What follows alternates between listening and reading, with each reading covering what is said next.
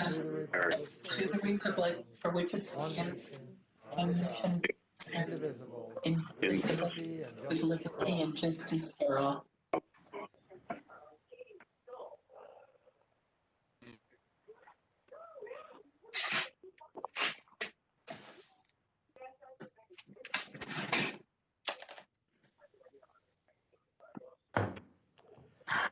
Thank you. We will have the reading of the notice, please. An educational meeting of the Marathon County Board of Supervisors will be held at the Marathon County Courthouse Assembly Room, 500 Forest Street in the city of Wausau at 7 p.m. on Thursday, January 21st, 2021, and the agenda was duly signed and posted. Thank you, and we will move on. I would like to request everyone put their electronic devices and/or phones on vibrate as to not interrupt the meeting. And we'll proceed to roll call. I'd ask the clerk to call the roll, please. Beestrom. Here. Bizotto. Here. Boots. Book. Butke. Here. Christensen.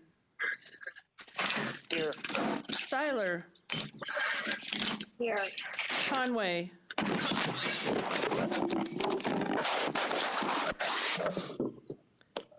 Dickinson. Here. Drabeck. Pfeifrick. Here. Gaber.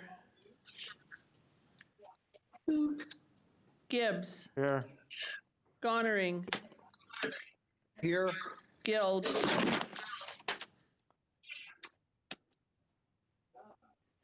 Gums. Here. Harris. Here. Jacobson. Johnson. Here. Krause. Here. Lamont. Here. Leahy. Here. Mask. Here. McEwen. Oberbeck. Here. Opal. Here. Robinson. Rosenberg. Schley. Here. Seefelt. Here. Soibert. Here. Stark. Here. Van Cray. Here. Vole. Here. Boots. Book. Conway. Here. Guild. Thank you. Thank you. I would like to acknowledge all of the visitors we have, the viewing public, and any individuals that happen to be listening in on the WebEx meeting. And thank you for your interest in Marathon County's operations. We'll move on to public comment. No one addressed the board or the chair as far as requesting to comment, and I would ask the clerk, and there was no one approached the clerk. So we'll move on to item 8, education presentation reports. Item 8A is standing committee chairpersons or designees. Any chairpersons or designees as far as reports?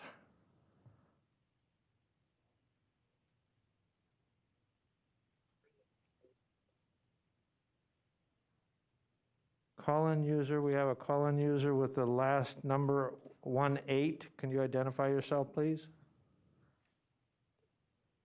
Last 2 digits of the phone number is 18.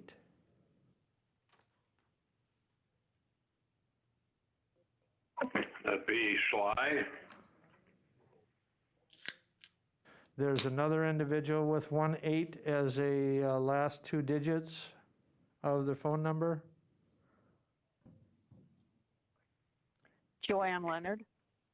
Thank you, Joanne. Okay, and so do we have any reports by standing committee chairpersons or designees?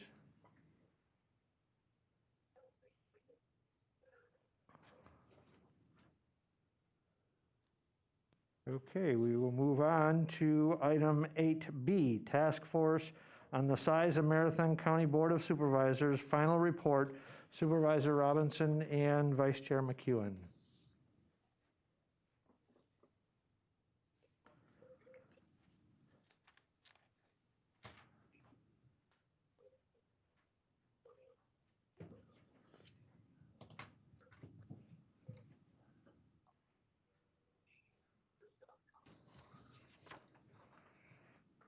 Well, you said queuing it up. Thank you, Mr. Chairman. We're going to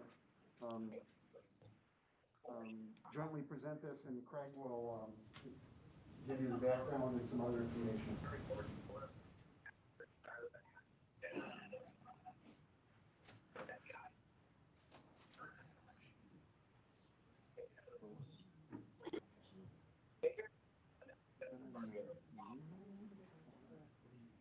The PowerPoint presentation onto the screen so that the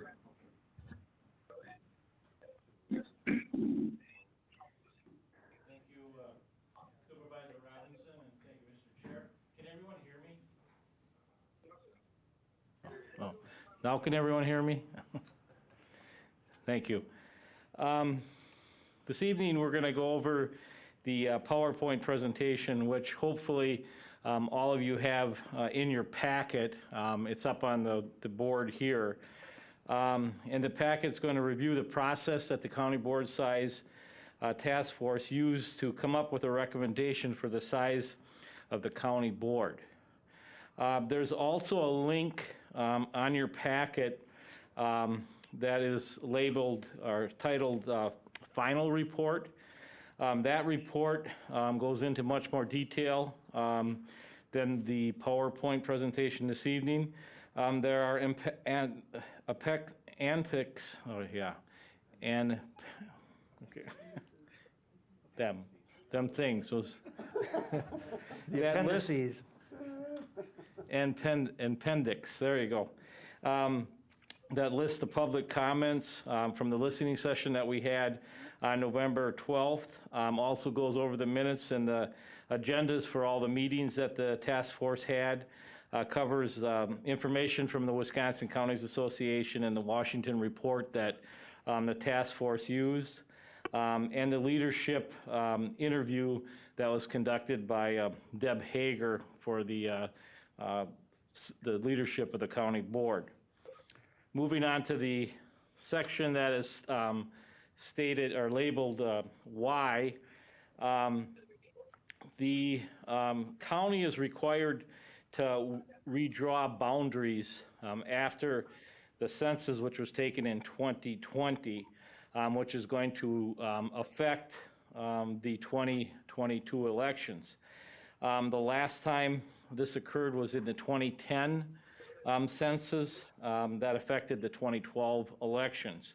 I know after the 2010 census, I believe there were 3 supervisors, or 6 supervisors. There was 3 of them that were put in the same district because of the redrawing of the boundaries. And I believe Supervisor Robinson was one of them, and he's still here, so he did well on it. But after the census is drawn, or the boundaries are drawn, we have to make sure that we have equal representation for all the county board districts. There's been past efforts to change the size of the county board, and all of them have failed at this point. There's always a potential for citizens to petition for downsizing a board. That happened in Wood County, Fond du Lac County, and several other counties that we looked at during this process. There was an amendment to the 2020 budget that proposed cutting the county board in half at that time. That failed 29-4. So these were some of the concerns that led to the creation of the county board size task force. Moving on to the next slides, which cover the duties of the task force. And they wanted the task force to familiarize themselves with different research that was done through the Wisconsin Counties Association and other counties that did downsize or change the size of their board. Collect information from other counties about government structure. We primarily looked at, or tried to look at counties that were similar in size to Marathon County.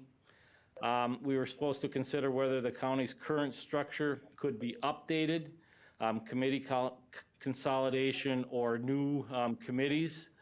There was quite a bit of discussion on that because all the counties that did change their size of their board, they did reconstruct their committee and the number of people that were, or supervisors that were on those committees.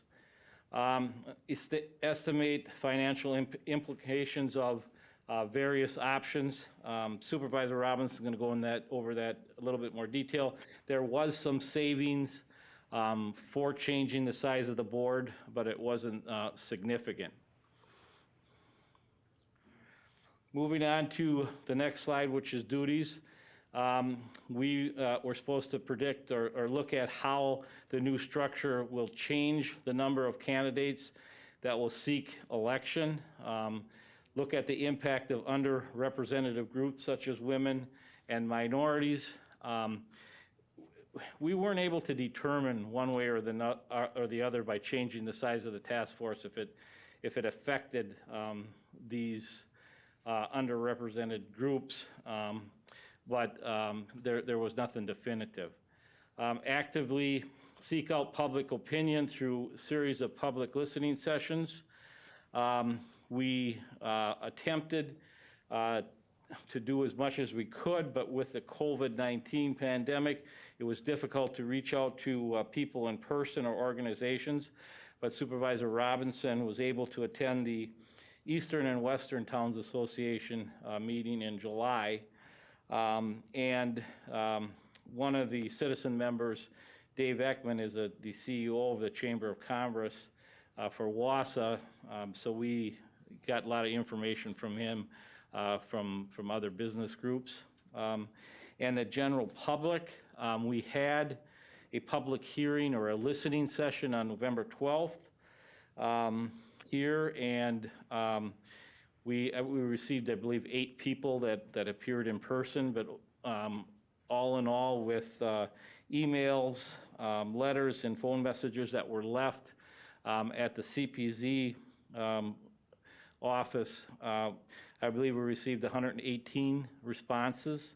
And what was, I think, showed that we were trying to get public comment as we left that website and that phone number available for people to make comments from the November 12th date to November 27th.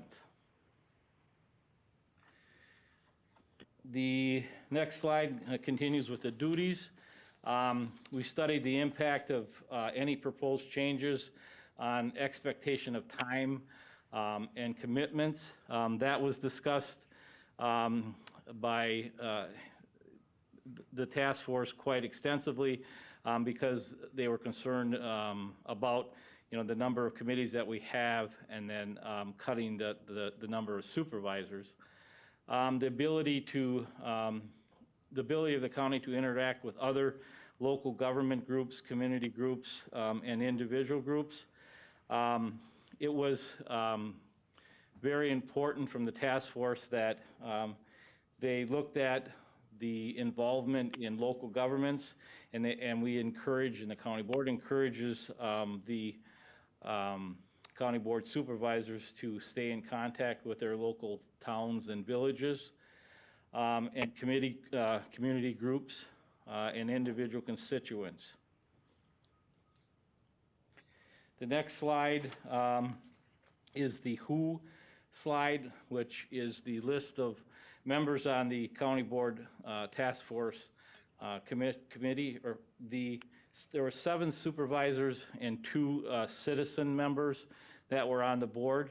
Before the task force was established or put together, we wanted to make sure that there was a supervisor from each of the standing committees on this task force, and that we made sure that there were rural and metro supervisors on the task force. The 2 citizen members were David Ekman, who's the CEO of the Greater Wausau Chamber of Commerce, and Deb Hager, who's a retired deputy administrator for Marathon County. The supervisors are John Robinson, who chaired the committee, myself, who was the vice chair of the committee, Supervisor Tim Butke, Supervisor Jacob Langahan, Supervisor Arnie Schley, Supervisor Rick Seefeld, and then again, like I said, the 2 citizen members. Oh, Sandy Seiler, I'm sorry. So those were the 7 supervisors on the committee. I think that the county board owes this task force a big thank you for all the work that they put into this, and especially to the 2 citizen members, Dave Ekman, who gave us a lot of insight and information on the effect of changing the size of the county board with local businesses, and Deb Hager for conducting the board leadership's self-evaluation interview. That was actually taken by the leadership of the committee, and actually there's going to be a recommendation to have all the members of the county board take this evaluation to see if there can be any suggestions for improvements for the county board. So at this point, like I said, I just want to thank all the committee members and the citizen members that were on this task force. And now I'm going to turn it over to Supervisor Robinson to go over the process.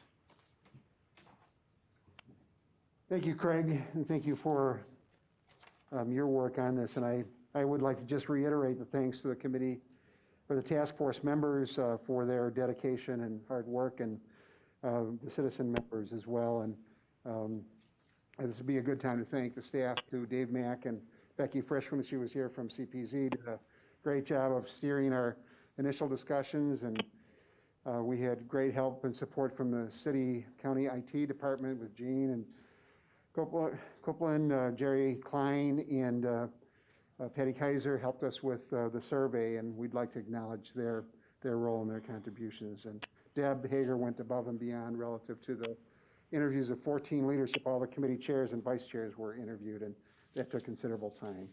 And she's not done, because she'll be presenting to the executive committee next month. So what process did we use? We started out our first meeting saying, what information do you need to make a decision? And we created a number of buckets based upon the responses we received from the task force members. We wanted to look at organizational effectiveness. How many committees do other counties have? What sort of efficiencies or cost savings might there be if there was a change in the size of the board? How would it affect representation, diversity? Would it lead to additional contested seats? What would be the size and the population of the districts, and how might that affect their ability to represent those areas? We spent a lot of time looking at other counties' experience, looking at, as Craig alluded to, Wood County, because it's a neighboring county, Fond du Lac County, Chippewa County, St. Croix County, and Washington County, and learned a lot from them. We relied upon that board self-evaluation, and please take time to read the report. And what we did with the report is we tried to capture as much as we could the process that we went through, and the appendixes are a good reference and resource going forward in the future. So we've tried to capture as much of that information. So you've got 200 pages of appendixes that captured public input, what engagement process we used, et cetera. Included in there is the detail and the self-evaluation. We also wanted to develop criteria to evaluate the options. We wanted to put criteria, objective criteria in, and we stayed away from talking about numbers until I think after the fourth meeting, just because we didn't want the criteria or the number to skew the criteria, we wanted to try to be as objective as we could. Once we had that information, we developed options, and we'll talk about those a little bit later. Sought input, developed our final recommendations, and we're here tonight presenting to the county board. We received information from the Wisconsin Counties Association, and John Hockemeyer, who's now retired, had prepared a number of presentations that were critical to us. We used, there's a lot of information out there including the Wisconsin Counties Officials Directory. We worked with the local government education section of the University of Wisconsin Division of Education. Phil Freeberg, that many of you know, was part of that discussion, Dan Foth, and our representatives from Washington County. We looked at the Washington County Structure Advisory Committee reports, did the evaluations, and then looked at other sources. The board changes in other counties occurred because of citizen petition and referendum. There are 12, 13 across the state of Wisconsin since 2006 when the law changed, allowing for those. They have taken place as part of the decennial adjustments with the census. Some counties have looked at organizational effectiveness driving that decision. Washington County they built their county board size up. They said 5 standing committees with these functions, 5 members each, plus the county board chair. There were a number of approaches. The committee met beginning in June through, actually we had a December meeting to finalize it, so we haven't captured that in there, but we met from June through December. Going back to the evaluation criteria, when we developed the criteria, we decided that there would be 4 areas of equal weight. Efficiencies and cost, how did it affect representation? Did it affect time commitment that may impact who can or will run? And are there organizational issues such as open meeting law problems because it's so small that if you get 3 people in the room, you might have a quorum of a meeting, or were there other changes that needed to be made? One of the things we looked at was the cost. The current county board budget is about $433,000 out of a $181 million budget. That represents 0.24% of the budget and a little less than 0.8% of the levy. For the salaries part, it's 0.14% of the budget. So the total operational cost of the county board is less than 1% of the levy. The cost for just the staff for us as members is about $260,000. If we went to 27 members, which was one of the options, it would have been $193,000. So we began looking at some of the factors.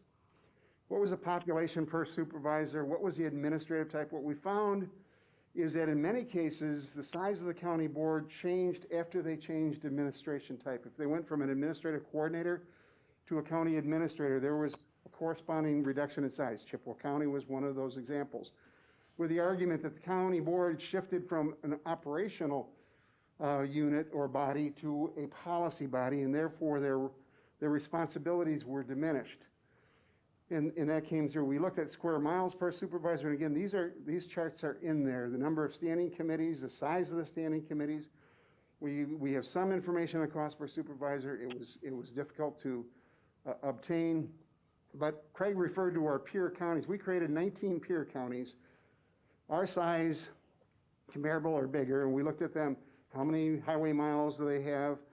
What's their land base? How many constituents do they serve? What's the geographic representation? What we found is that Marathon County is the largest county board in the country, which is we've always held at 38. However, we learned that Albany County, New York, has a 39-member legislature. So we are not the largest county governing body in the country. We are the second largest governing body in the country to Albany County in New York. And Wisconsin is modeled after the New York model, and they tend to have larger boards. State statutes allow us to have between 3 and 47. In Wisconsin, the 72 counties, the average size is 22.2 members. Our peer counties, those 19, it's just under, it's 26 and a half. But across the country, you're 3 to 5 in a commission type of government. So if you go with a commission, they tend to be more full-time, they tend to be staffed, they have more resources. In Wisconsin, each county board supervisor represents anywhere from 369 people in Florence County to almost 53,000 in Milwaukee County. We represent approximately 3,600. Districts are based on population, not geographic size. There are a number of factors that go into drawing the maps. 1/3 of the counties have reduced the size of their board since 2006. But we also found that it did not necessarily have a significant impact on the number of contested elections. In the initial downsizing cycle, there may be people that are running against each other. However, that doesn't always carry over into the subsequent elections. But the number of supervisors in Wisconsin has gone from in the year 2000, 1,821 to right now there's 1,600. So there's been a 221 county board member reduction in the last 20 years in the state of Wisconsin. So after reviewing all of the information, looking at things, we asked the task force members to come up with 3 different options that we would take to the public for their input. And we achieved consensus on 27 members. We came up with that based on the work that Washington County had done, 5 standing committees, 5 members each, and 2 leadership, the board chair, and in Marathon County, given the role that the vice chair has in strategic planning, we went to 27. 32 was 6 standing committees plus the leadership, and then maintaining the present size. As Craig referenced, we did go out to the town association. We were on pace to try to have public meetings, and then everything got shut down. We couldn't get a school to host us with COVID, so we rethought our process, and we went with the listening session, with live streaming, making that video available, opening up the public comment period for a longer period of time. We had 5 emails, 18 letters, 44 web surveys, 42 voicemail messages on a dedicated phone line for input. And that input netted us overwhelming support, 78%, or 92 of the respondents said they supported keeping the board at 38 members. 22 supported 27 members, or 19%, and 3 were at 32. We also, with the web survey, asked them what drove their decision, and we asked them, based on our criteria, was it efficiency and cost? 4 said yes, organizational effectiveness, 11 said yes, but representation and diversity was the overwhelming reason why people chose to stay at 38 with 26, and 1 was concerned about time. The task force then applied that evaluation criteria to each of the options using those, and we, in the 38-member board, came out scoring the highest at 72.2 out of a possible 100 points, with the other 2 tied at just under 66 points. Supervisor McEwen is going to talk about the rationale, and then I'll wrap up.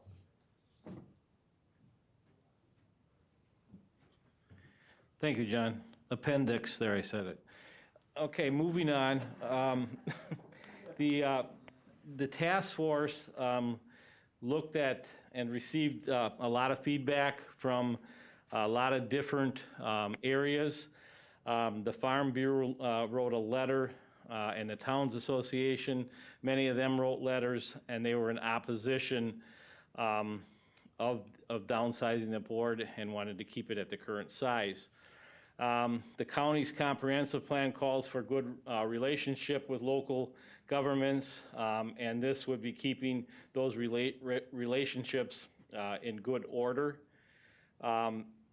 It was talked about that there was no political appetite for the making of a change. A larger board can have more diverse groups represented. They felt that the committee's structure that Marathon County had at this time was working well. Strong public support for leaving the board at the 38. The supervisors should be attending town board meetings. The task force felt that if the size was reduced, there would be more boards and a bigger area for supervisors, which would make it more difficult to attend these meetings. What we're trying to solve, that came up, what's broken, if it's not broken, and it's working, stay with the 38. Larger board results in more diversity. Having different opinions makes for a better board. There is not a sense of community acceptance for change, and that a change would not be received well by the public. Downsizing doesn't improve the ability to attract new people to the board. We should celebrate the size of the board as being truly representative. There was questions on the timing right now, which they did not feel was a good time to be changing the size of the board and would not be accepted. Moving to the next slide for recommendations.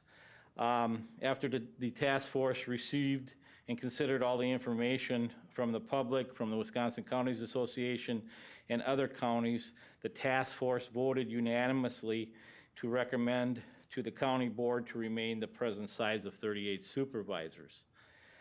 There were several other recommendations that the task force suggested. They suggested that possibly the Rules Review Committee take a look at the number of standing committees, their responsibility, and the balance of workload, the need for responsibilities for other committees and commissions and boards, and the request to the Executive Committee to consider surveying and doing the interview for all members to look for ways to improve the effectiveness of the board and fully utilize the talent and expertise of the members. And I will turn it back over to Supervisor Robinson to finish up. Thank you.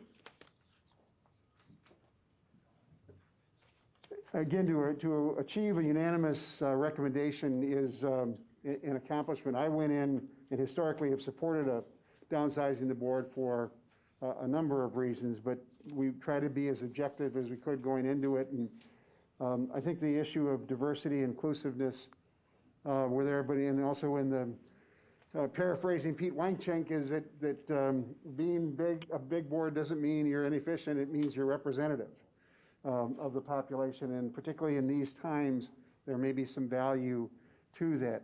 So what do we do next? We are presenting this tonight. We encourage you to read the report, think about your questions, and then the proposal is to vote on it at the February board meeting. By law, the county has to appoint a redistricting committee for the board to look at the census and redraw the lines. There will be movement because there are areas of the county, McMillan, Marshfield, part of the city of Marshfield, Mosinee, Rib Mountain, Croninwater that are growing. Other parts like the city of Wausau are losing incremental population. So there will be shifts. And that will have to be dealt with in the process that you have laid out in front of you is from the Wisconsin County's redistricting handbook. We'll need to establish guidelines once the committee is appointed, develop a tentative plan, share that, have a public hearing on it, have the county board adopt a tentative plan in May, work with the municipal clerks on those lines to assure that they align, and we try to get at that one person, one vote or within the standard deviation. And then we'll finalize the redistricting plan in August, September. The plan will be in effect when we take out nomination papers in November of this year, with and then it'll affect the elections in 2022, affecting the next county board. But again, I'd like to just reiterate and give my thanks to people like Jake Lanahan, who brought his study that he had done in, all of the members of the task force, Deb Hager and the support staff. Thank you for your contributions, input, and commitment. So are there any questions? So with that, I'd like to turn it over, see if there's any questions, but before we go there, we have one call-in user. If you could identify yourself, 7155, and the last two digits of the phone number is 92.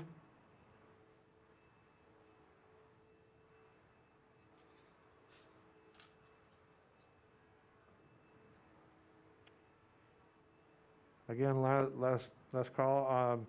I got a call-in user with a phone number 7155, and the last two digits of the phone number is 92. If you could identify yourself, we'd like to be able to identify you on the roster.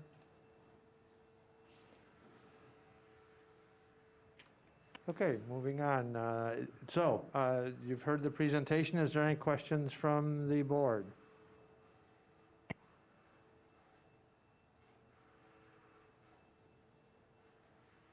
I think we sufficiently put them to sleep. So I think you did a very good job of putting them to sleep because they're all asleep. All right. So thank you. I want to extend my sincere thank you. I attended a few and several of the meetings.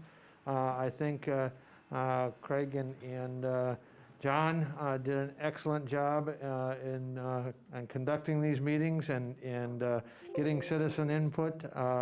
Again, they went through why the task force was created, and I think they did an excellent job. So I want to express my sincere thanks to all of the county board members that participated and all the citizen members, and then also the staff that assisted in the task force presentation and the report and the development of that report. We will move on then to items 9, review and discussion of Tuesday meeting agenda items. And we'll start with item 9A, appointments. And we've got 9A1, Veteran Service Commission. Appointing Lynette Arnhart, 1699 Schofield Avenue, to the Veteran Service Commission to complete the term of Roger Cito that expires December 31st, 2022. Any questions on that appointment? In the packet you have in the packet you have a letter of interest and then also a little bit of background on the individual. Questions? Supervisor Krause. Yes, Chair. Is this individual present so that we can ask them questions? That individual is not present. Okay. If there's questions, you can address those questions to us, and we can see if we can get the answers to you about the individual. Okay, I was interested in the fact that she did some analysis. It said she developed and led 20 analytic experts in developing studies determining findings and recommendations associated with integrating women into all-male combat specialties. And for having done this, she received a Dr. Wilbur B. Payne Award for excellence in analysis. She's also advised the president on military issues, and I was just curious as to knowing which president.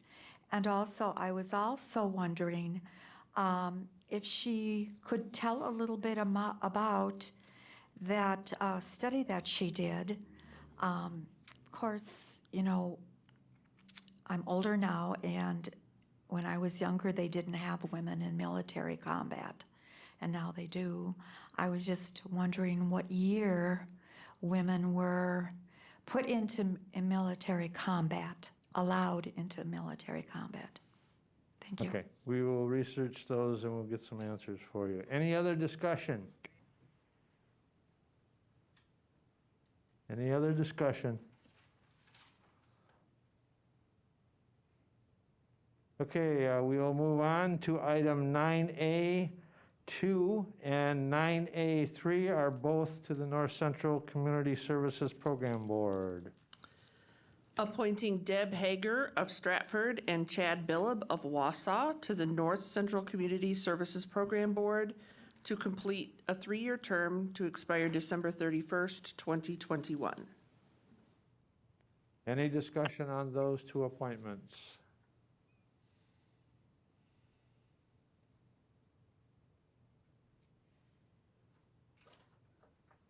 Any discussion?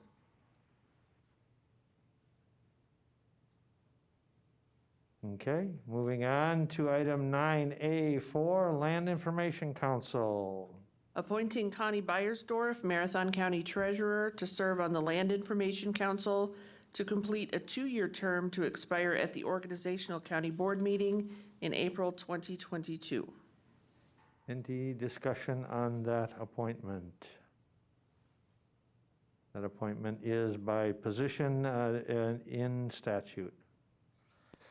Okay, item number 9A5, Pace Wisconsin Board. Appointing Supervisor Jennifer Bizotto to the Property Assessed Clean Energy Wisconsin PACE Committee for an indefinite term. Any discussion on that appointment?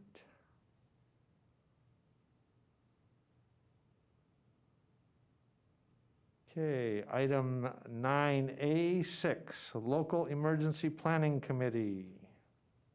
Appointing Mayor Katie Rosenberg, City of Wausau, to the Local Emergency Planning Committee for an indefinite term. Any discussion on that appointment?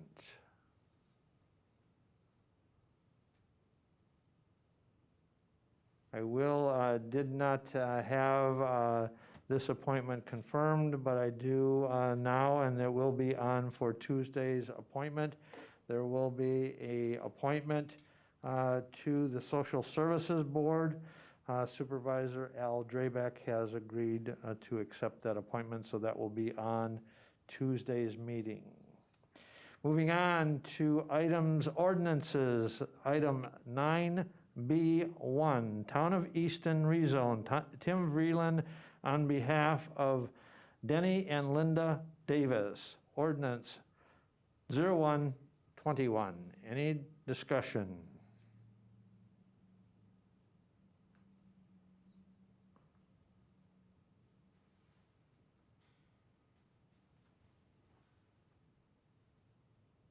Okay, item 9B2 from the Town of Holton rezone. Brian and Lisa Bartnick, ordinance 02-21. Any discussion? Mr. Chair, this is Supervisor Mask. Supervisor Mask, go ahead. I have an observation that the two from the town of Holton only have one signature on them. It is not the town board. And the rest of them are quite consistent with having town board members signing. I did have an exchange with Scott Corbett earlier, but he didn't get back to me with anything definitive. And I would like to know if we have to have the town board supervisor sign this instead of just one person, which I'm assuming here is probably the clerk. Well, Corp Counsel will address the question by Supervisor Seiler. Supervisor Mask. Supervisor Mask, excuse me. Right, and I appreciate the heads up that you gave me earlier in the day. Is there anybody on the line from CPZ?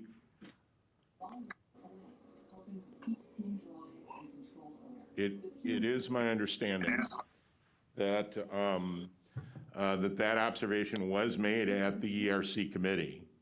And they asked Dominic Swangstu from Conservation Planning and Zoning to confirm that, in fact, the town board had passed that resolution, had voted to pass those resolutions, and he has confirmed that both those resolutions were passed unanimously. So Supervisor Mask is correct to point that out. I don't have a definitive answer for whether the lack of the town supervisor or the town board member's signature on the document is a fatal defect to the document.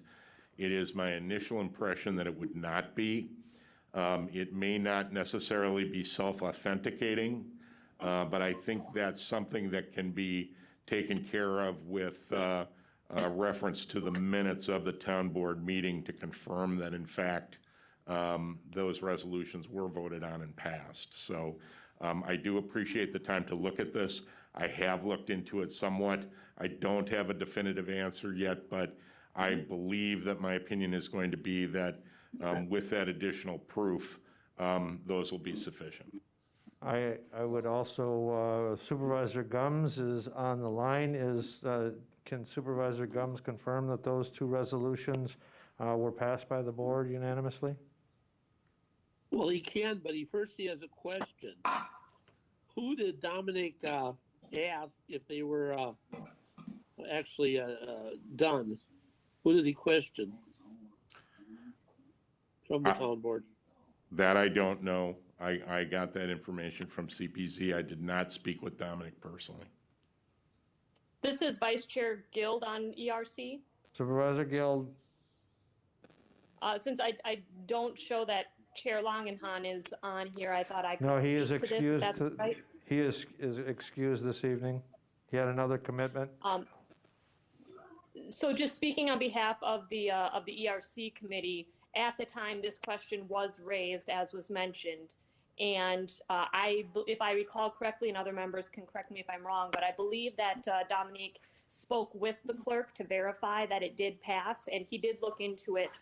And along the lines of what Corp Counsel just alluded to, it was believed, based on the research that they did, that it was not necessary to have the specific board member's signature because of the ability to refer to the minutes. And so we, as a committee, passed the resolution or the recommendation based on that information. Mr. Chair? Supervisor Gums, go ahead. Yeah, well, it was passed, but it's the whole conundrum of the thing. It should have maybe been noted that form was not completed properly when zoning got it, or it could have even been okayed with the, innuendo that the town board would have signatures on there for the county board. I think it's all right I don't think it's right to leave things go when people do a sloppy job. And it should have been signed by all of us. I agree. Okay, any other discussion? Follow up, Mr. Chair. This is Supervisor Mask. Supervisor Mask, go ahead. I just would like to say and add to what Supervisor Gums said. I don't like the idea of having to assume or look through minutes. And I think that these things should all be consistent with all the townships, that they should be signed by the town board. Thank you. Thank you. Any other discussion? Okay, moving on to item 9B3, Town of Holton rezone.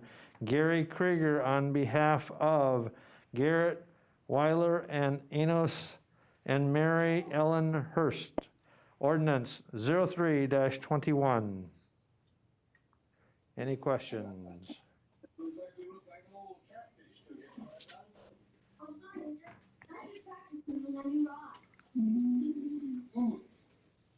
Okay, moving on to 9B4, Town of Rib Falls rezone. Richard Kirsten on behalf of Stephen Dahl.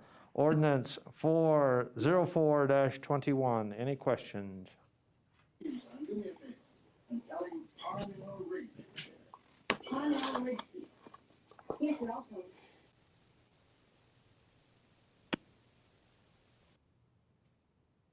Any questions on that rezone? Seeing none, we'll move on to resolutions. Item C, 9C1 from the Environmental Resources Committee, 9C1A, approval of the Town of Texas Local Zoning Ordinance Amendment, Resolution 01-21. Any questions?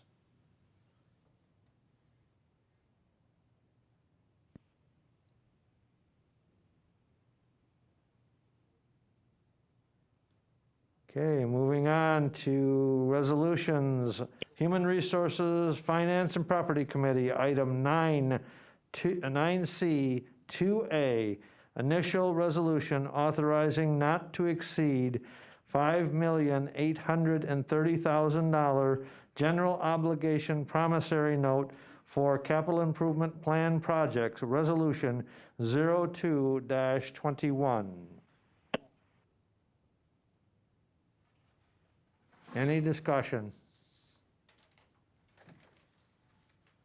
Corp Counsel would like to address the board. Just want to make sure, I believe that Christie is following along on the WebEx as well, but this is an initial resolution for borrowing. It's my understanding that these resolutions are set up in such a way as to authorize, this is for the purposes of authorizing an additional amount of borrowing. Such an initial resolution is going to require a three-quarter vote when it comes up for vote on Tuesday, and that's 3/4 of the entire board. Correct. And this is this is to fund the CIP plan that this board approved as part of the 2021 budget. So these projects were in the 2021 budget and plan, and now comes the time that we generate the borrowing to pay for those projects that were approved by this board. Again, does require a 3/4 majority vote of the board, and so any absence or excused or unexcused is considered a no vote. Any discussion? Supervisor Robinson. Just to follow up on Scott's comments, and the three items are really together. One is the initial resolution with a 3/4 vote. The second one is authorizing the sale. And the third one is to allow us to recover any costs that we've already incurred as part of that borrowing. So they're all three are related. Okay, any discussion on the first one, 9C 2A, the initial resolution authorizing not to exceed? Okay, moving on, again, then 9C 2B is a resolution providing for the sale. So this resolution authorizes us to go out and create the ability to sell those promissory notes by the financial institutions. Again, resolution providing for the sale not to exceed $5,830,000 general obligation promissory notes, Series 2021A for capital improvement plan projects, resolution 03-21. Any discussion?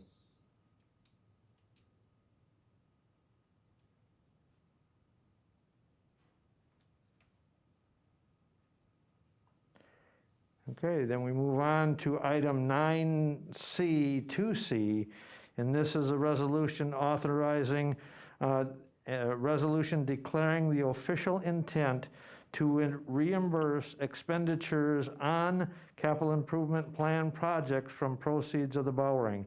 In other words, if we started a project that was authorized in the capital improvement plan and paid for some of those bills, we can now use the proceeds out of the borrowing to reimburse those funds into the capital improvement plan fund. Any discussion?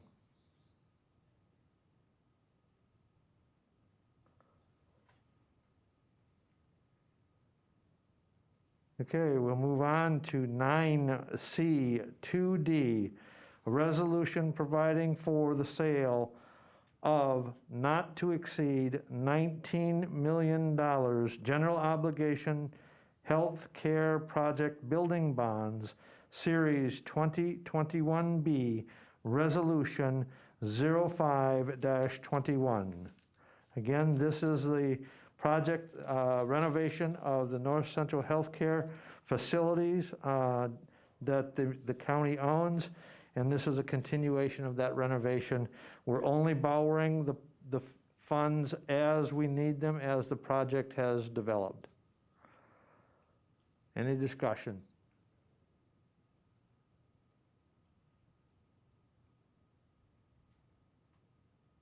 Okay, we'll move on to item 9C, 2E, approve county administration reorganization abolishing 1.0 FTE administrative manager, organizational excellence program manager, and creating a 1.0 FTE assistant administrative manager communications and engagement specialist position, resolution 6-21. Any discussion on this resolution? This resolution has gone through the Foundation Committee of the HR Finance Committee and the Home Program Committee, which was the Executive Committee, and received unanimous support from both of those committees. Any discussion?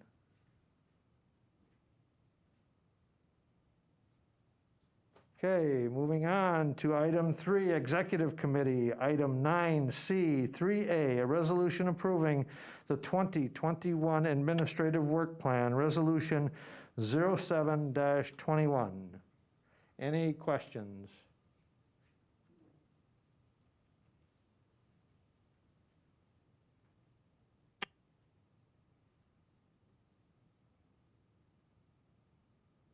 All right, we will move on to announcements and/or requests. I have several announcements. Again, the one is to the Executive Committee. We are going to have an Executive Committee meeting on Tuesday at 6 p.m., so all Executive Committee members take note. It's going to be a relatively short agenda. There's one agenda item to take up, and that is to appoint a committee of jurisdiction for citizens' engagement in relationship to the application that we're doing for the coronavirus fund that was approved at Executive Committee. And then we also have and I made this announcement earlier, and that was an additional appointment on the appointments, and that will be for Supervisor Draybeck taking the Social Services Board appointment. And then also just a note, on February 19th between 9 o'clock and 12 noon, the Hotel Wausau at 221 Scott Street will be considered by the Wisconsin Historical Preservation Review Board for nomination to the Wisconsin State Register of Historical Places and the National Register for Historical Places. So if anyone is interested, that is going to take place virtually between 9 and noon on February 19th. Any other announcements?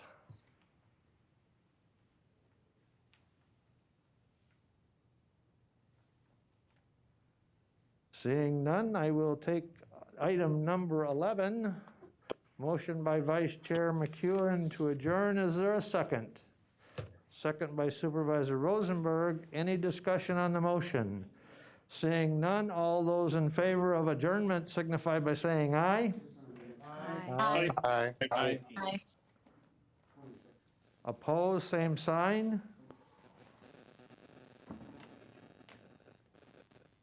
We are adjourned. Thank you, ladies and gentlemen.